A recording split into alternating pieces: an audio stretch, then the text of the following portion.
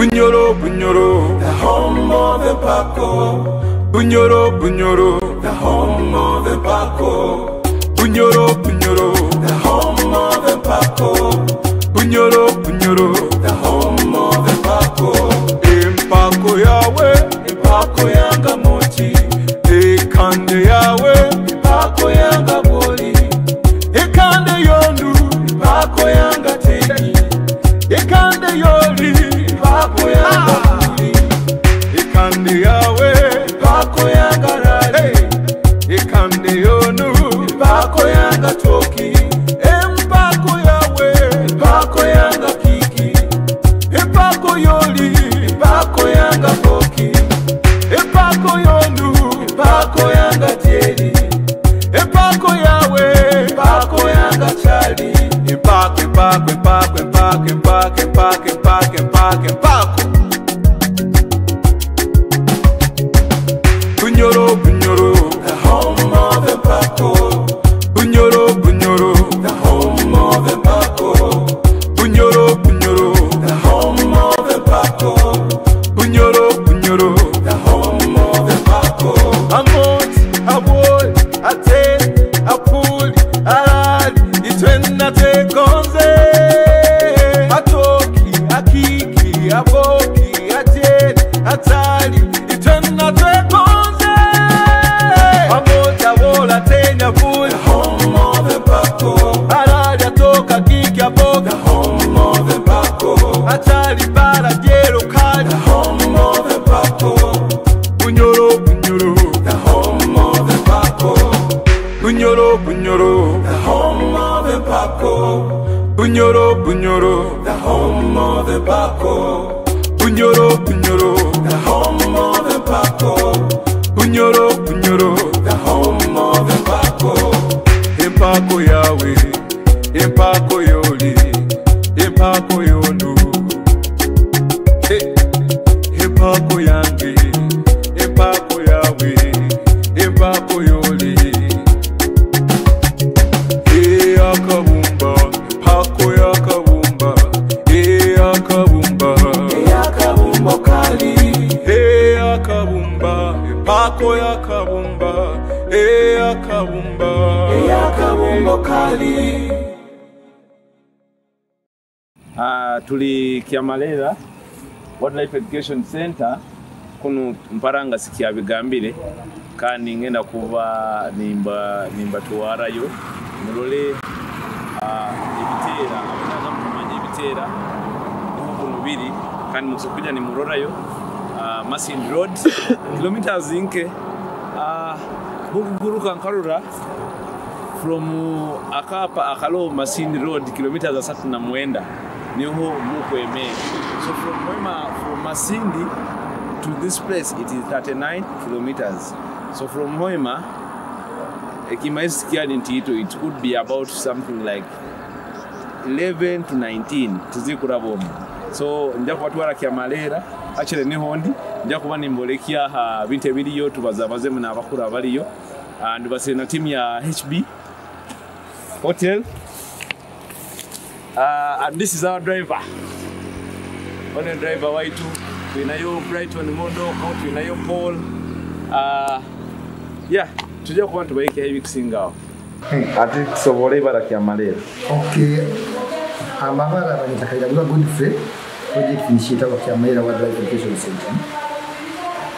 Kiamalela Wildlife Education Center ikatarika 2006 in partnership with 5 organizations. We have chimpanzee trust whereby my friend Kamwangi Mawara Kweto Noah but Noah wadu wakaiza mlaini ya chimpanzee trust mtanika this project. So chimpanzee trust is a new specifically kabiri mkoraki ku mobilizing Ebiteera near to Ebiteera this house this premises chimpanzee trust near to Ebiteera. So nyowe as Kayagwa donated land no Gagaitaka then chimpanzee trust. So from there 2006 tutanika program zoko kuboteza abantu ubundi Ebiteera abantu bamwe bakapata manye Ebiteera ubundi bwabyo kila abantu bagenda Ebiteera bitana kimuga twateka program no abantu abayizire bano bakajja mu program za change by community begesa energy saving stores abantu muno bakatamanyire stove nazitahayo twagenda mu outreaches mu masomero twagesa abantu abaana mu masomero twabegesa the importance of chimpanzees omugaso gwawo twalugawo twatandika women handcraft association abakyala batandika kulisiza enkwanzi mbibo chimpanzee batugega mu market then twagaluka ba used to training vocational skills. So right now I feel oil challenge between a million and Ribia, but it's a million. A keep like a big photo moon. But it's a challenge between a million and tail and carrying a bataka. The trade of Bataka, I think it's super available is break this around to Gorgis or by supporting them with now organization by the Maiz or Maiz. Havana Genda is Ziba. No picture of Sandra. Nibautaza kionka challenge ituli na uno kitera kukutaza gomwana then kajagura nomba kisimu amani kionka uwa ndiye tuyamba kutuifira witaza with community tekenda bitera abaki mutazo mwana orutaro waruzi kionka the same time kandi uwa na yitu yamba ugene compensate na tuli compensate ate ibara kya malera kibyaro okay kibyaro kiparangas Zimbaranga civil. Kiwa kia malera, ulipokuwa urura, mkachukati maga, wako keta kia malera. One time mana kaba msaija, mwa mwetaga malera, sini? Ba mwetaga malera, sini? Ati ba mwetaga tuwamba ita kia malera. Just kabu kwa chukati kia malera, sini? Malera ya koragati? Malera, akawa mulimi.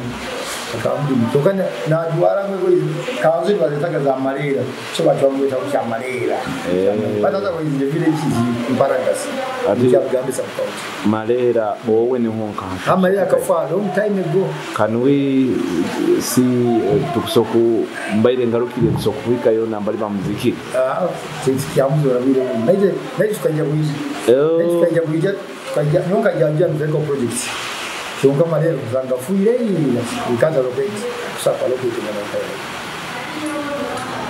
tukusokutunga omulingo gwona tracking a family wiki mpaka okay apart from tourism what is the advantage in retailing apart from tourism Ebiteera kuyamba gala himiti they are doing the afforestation ako obiyo bwana buli then bumera siniyo enrichment planting siniyo okukoga kusanga ale miti tutakusakuya kyoka lokali kitera bikiba kiriye umfishes yake siniyo ni bumera siniyo number 2 Ebiteera ano ni Ebiteera tuyambaho emibazi akuba emibazi obana enda kutegereza wale kutegereza umukaso urumva bane kutestinga omuntu akwa kitera kiri 98 no nyamba 98.7 kwingana n'omuntu so baba testing umubazi medicinal kandi ziri bizini mu Rwanda testing ati kitera bagamba bitaki umuntu obuyekire kijakora ki okay obageno bazaha challenges Ebiteera is weak facing atukusaba kugarukiremo ebizi facing biyo kurugamba ntu na climate anything abantu kubiga muno bakutegera yoma abakora patali bantu then again kibira bakitemere kibira this was once a big forest yokuba kitemere tibikaire byokulya ati kureidinga kukaruma ntu nibiyija akaza abantu ati bikira time yokuburya yagafuts jaka mapera mapapale no butunda baitakiga kuye bicholi right now we have a village in Yaituma here the nearby bitangiye kuye bicholi which ataki zikijya kwa kiamana twachaita kila kimebitera abakwa bitangiye kuri ati crops zenyizimu ene nkukule bigana n'okore nkuku abageno baza point ya okufumura bakubitoza muno bakubikosa embazi abafumu ogeno onira mu inaura omuntu yagira gamba nkwenda akati ekitu kitere nikabuza kidoga batamanyi kimanyisaki nkwenda kitu kitere ndamanya ndagenda nyakoze research ngira kwetegereza ngabakazi babikoreza ka business ngo bagenda bagamba mukazi na setinga munyenje mukazi na makani bekana basanga kitere so which crops abakazi bakozesa munaze business. So Ebiteera bili also facing ekizibu habwa witchcraft. Bakwenda magufwa omuntu aluze Ebiteera one time one Ebiteera kitafu bakaje baseera ibakizikire baita ikyatu yambire tukasigana budongo onanka museum ya budongo zino bakaje baseera Ebiteera tukizikire ka they wanted the bodies nibe na magufu gaina business. Okay hati halabantu abalahero omuntu omukusanga already handed na take obuzibu hakiteera okumuha butumwa kikandi kikumubaho hali abantu abalahero abakuteeka obuzibu hali Ebiteera nk'okubita orundi kubi ekibeta like trafficking na poaching mukubaha butumwa kikandi kikubaho bakukwata. Okay, right now we are forming a private first owners association. Tuka involvingamu staff to itaba UA, staff from UA, to involvingamu police and LOC one chairperson. So that we private first owners alimu abantu abakujamu as setting up bylaws. Kusangiro kwasira Kiteera police immediately kutandikirawo uwa naija mukora enforcement okutuwala so ati bile buli kimu otherwise kwa kitu waita kizereki bya bibo ile mwe ati bile ni batina and monitors as I've told you we have two monitors who are using now right now in the force abaku monitoring bilinka no they are not amu debate they are individual bana baitu benyewe wizini they bo akajibaina kubanywa they have a relationship abagambire gilati your projects zikuyamba village savings zikuyamba the communities within the catchment so your school fees yes supporting them with school fees uzanga mdomuza apati nyite Kiteera kandi when I'm benefiting from school fees well kita kitu income to abandi bakubayiza incentives zikuwe so hata usanga abana babo nobody employed tibaba Taliban's otherwise we say go enforcement tibaba Taliban's these are boys within the communities incentives za Ebiteera is a school fees mukuzia halaba baine bibira yes we support the forest some support so ni mwegesa abana babo ni mba school fees we now energy beta of course we are partners but get a bullying chimpanza community project moja kwa mjura tino for them yes yellow bigger funding tino ile sachogo ya bigger funding mwenye kusanga ati na celebrate dero we are giving trees freely to the community zamonta baina ngumi mikaituni sibu saati misiza kibura busino mwana gura akutwalira busi by using that project which is also helping. I don't know sanga bantu ngene ni bagakampola. Twakati challenge itwina the non-private personas abataine bibira banakizi kyamani. Boba gamba ite kataku benefit ategi kule mwamani. Non-private personas abataine. Twakati ubigenda yo. Yabira yini mtabati. Yes. Okay. Webale muno Mr. Kaira Grobo. Okay. We are at Kyamalera. We have come to see our friends. With Wandera, brother of this one. Paul. We are all friends of the chimpanzee. I'm with Brighton. We are here to see the brother of this person. We are looking for our lost relatives. So this is HB Hotel team. Nietsobo says Kubane Tukia Kuno. Keep on iterative. Kuruga wabairo okatunga okesane ya Kiteera kutwara like omwana. Yes, we had a scenario where chimpanzee Kiteera kaje kyahimba omwana hamusiti abukuba manyire Ebiteera biroro bano buto bibwisaniriza abana babyo ate omukazi akabana alima musiri exactly ate omwana mulekera at distance Kiteera keje kyamukwata toba kirukize kyatandika kwiruka kimukwasi no mukono gumu mayebi obwana Ebiteera buba more strong no woka kwa Kiteera ukika kwata no mukono gumu tikaine kikako babata atijuka kikwasira ko omuntu kyo tikikumanya kikusaniza nkakana kakyo kigambe omwana ono atiba mulekere hano leka murorerere ate mukiruke omwana kyamuhara itula kya ubunanka buno boluzi buno wafuna injury watemuka bamutwara bamubazira no mukono gwachweka But he didn't die. No. Kyogamba ngu bihamba abakazi tikiri true. Abukuba scientifically ekiteera bukirora ekigenzi kyakyo kina mulingo ukiteera ekigenzi kyakyo kizoka enyuma nke kibaluni kya pink kinwegereire kiti ate kiteera bukirora kunwegerera okwo kizimbire kiti nikigamba atona ali baitu hati omuntu omukazi wabulikira ali muntu ekiteera kirarora nka kigamba omuntu ona ayengere bunda abayira ata so ati abantu batekawo mbebyabo mukihamba abakazi baitu tikisobora scientifically tekikusobora abwensonga egyo. Bana mungambi more briefing, otherwise the guy I can keep it. Are you going to the forest or not? I don't think we can go to the forest. Okay. So you can make an appointment. Tour guide why tubanzo tutamukyo. Almost welcome. Thank you. Yeah.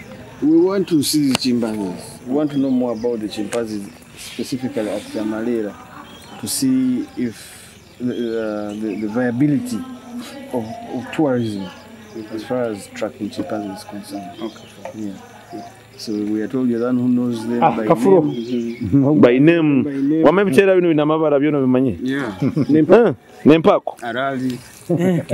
Biona bina arali. No, but there's a name, a chimp called Arali. Yeah. How do you identify them? They all look different.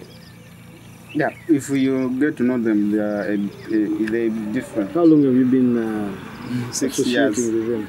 6 years. So you've seen generations come and go? Yeah, yeah. Wakaikara nabyo. Just 1 meter. I can't wait. You know, they know you. You can be here and here. Yeah, just even they just playing. Come and give you 5. Sometimes the others will like when you disturb, they want to chase you like. Whenever they meet someone in that way, they just revenge. So the problem is to meet a child. That's. How about if they meet someone older? At least for older it's okay, you can defend yourself.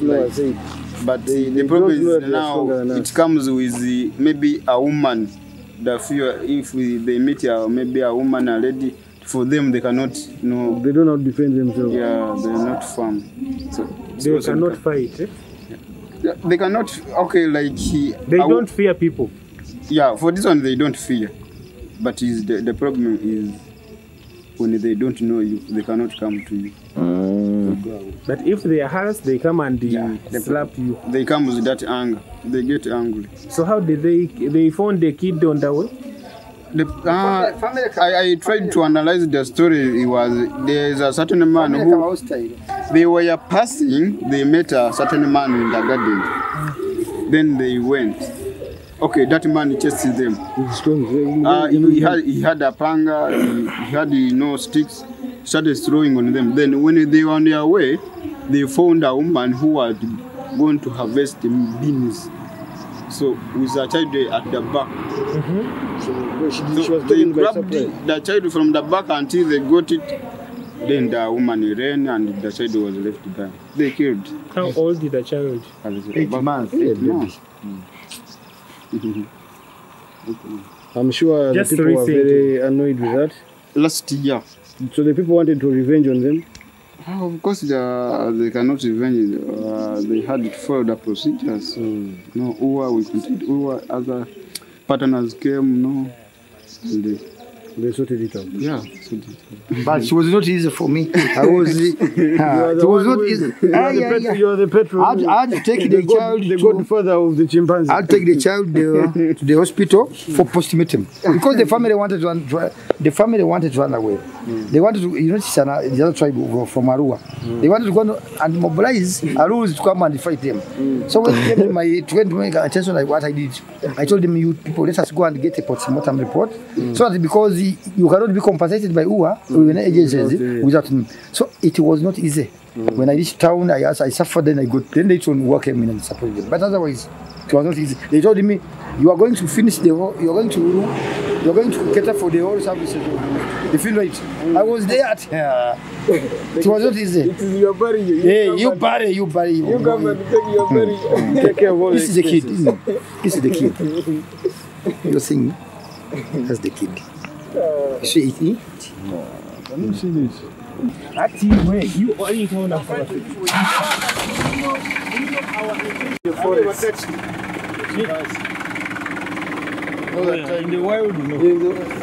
In Sanctuary, yes.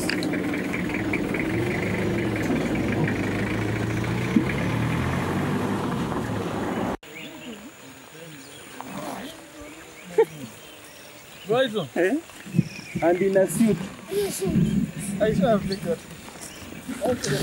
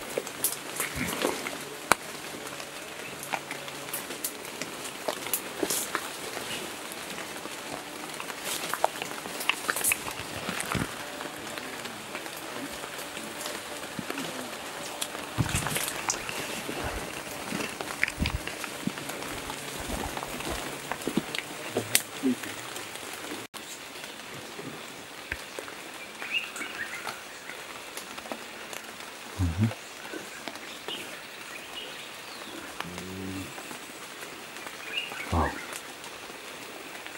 Look at that chimpanzee.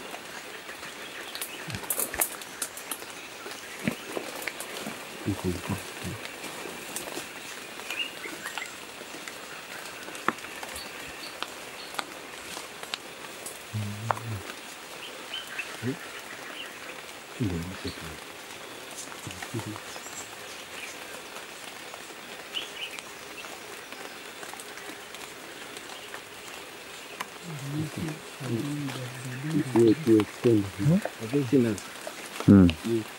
They are not going to run.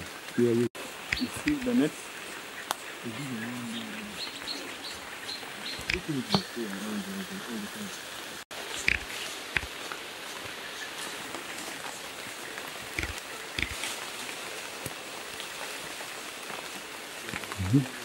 Can I go in front?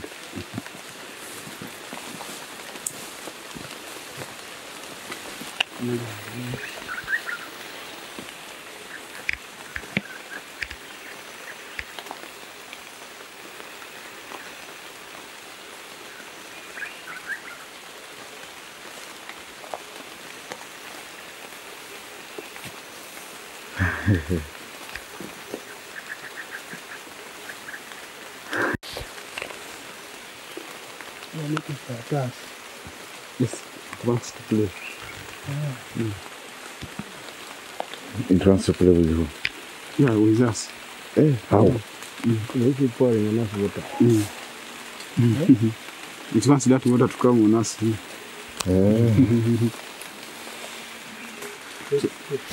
They'll come.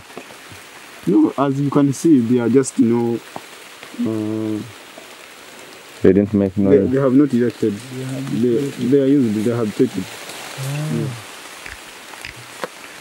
Just relax. Not mining. Yeah. So some have crossed to get some jackfruit. Yeah. There are some jackfruits across. There are some jackfruits across there. Yeah. What are the masks for again? Masks are just here to help control the transmission of the disease. You know, you can transmit to them, they can transmit to us. Especially, you know, flu, those running, you know. Okay. Yeah. It looks like we have a... I dare you to come closer. Like, let's do this. We have been with COVID. No, COVID cannot can get this. COVID comes from those ones. We go.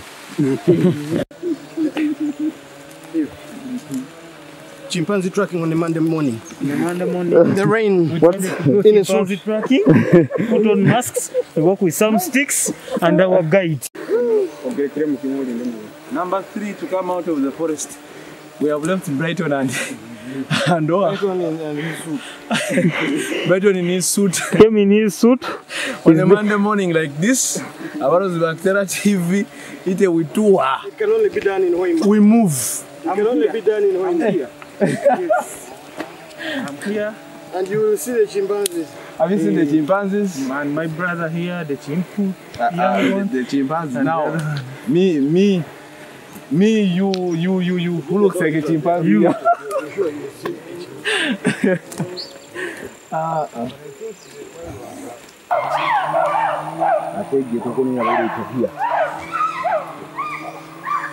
Brighton, what you need? Tekibanga kyasigaza kooti. You're seeing it, eh?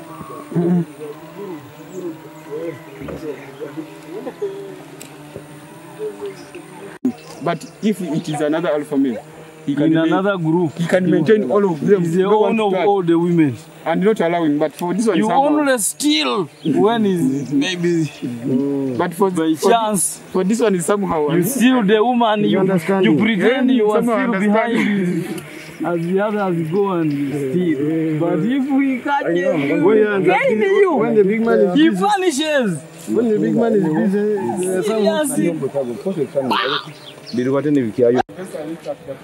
When they are maybe other males fighting from this group, from here, he starts now walking, going the other way. to go and fight them. No, blind. Yeah, Yeah.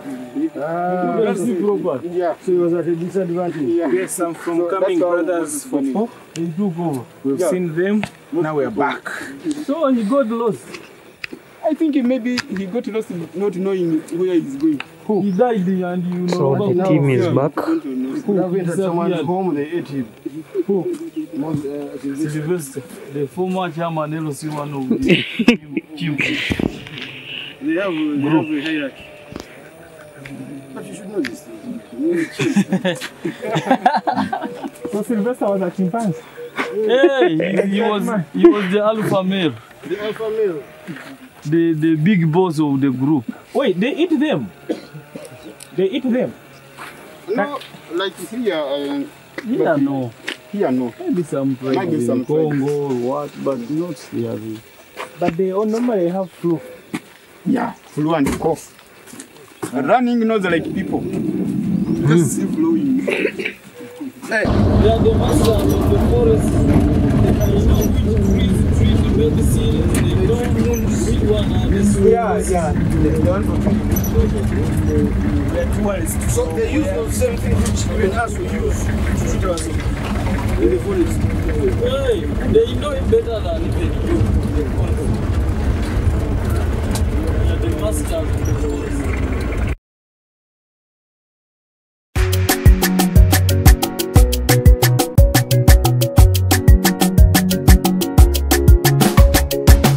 Bunyoro, Bunyoro, the home of the Paco. Bunyoro, Bunyoro, the home of the Paco.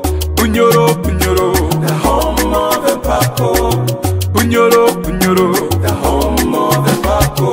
Impako yawe, impako yanga moti. Ekande yawe, impako yanga boli. Ekande yondu, impako yanga teki. Ekande yoli. Pako yanga kuli, ikande yawe, pako yanga rale, ikande yonu, pako yanga toki, empako yawe, pako yanga kiki, empako yoli, pako yanga toki.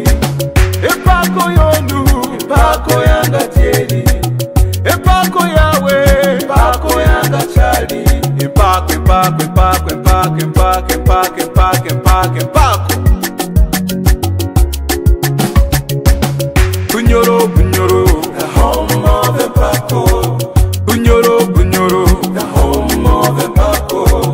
Bunyoro, Bunyoro, the home of empako. Bunyoro, Bunyoro, the home of empako.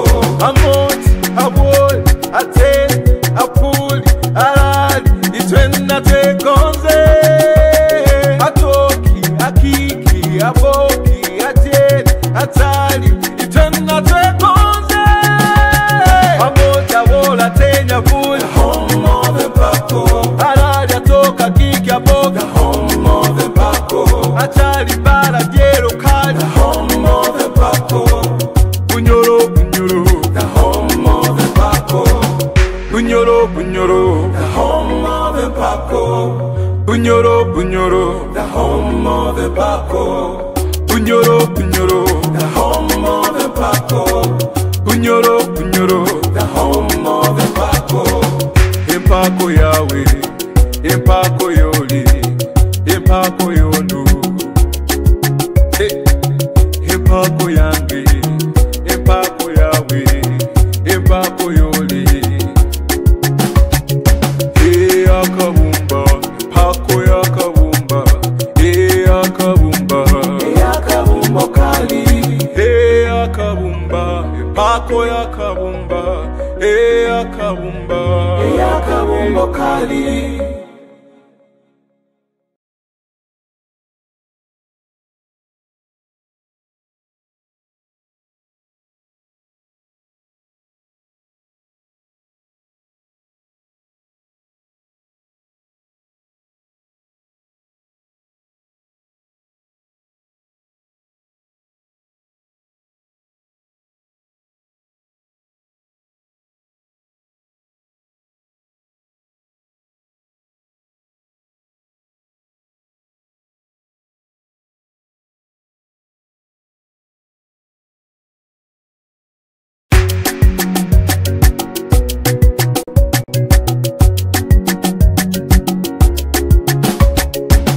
Bunyoro, Bunyoro, the home of empako.